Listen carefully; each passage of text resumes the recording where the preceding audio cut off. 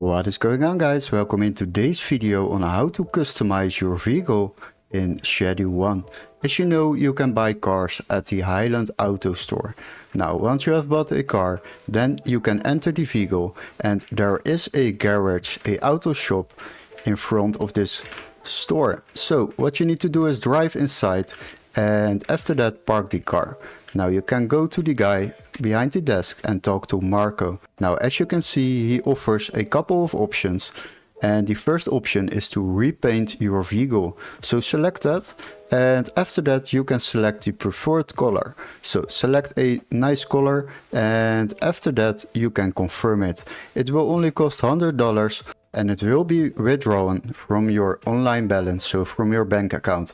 So once you have paid the money, your vehicle is painted in a nice color. And this is how you can customize your vehicle in Schedule 1. Hopefully this video was helpful. Don't forget to like and subscribe and we would love to see you in our next tutorial. Cheers guys!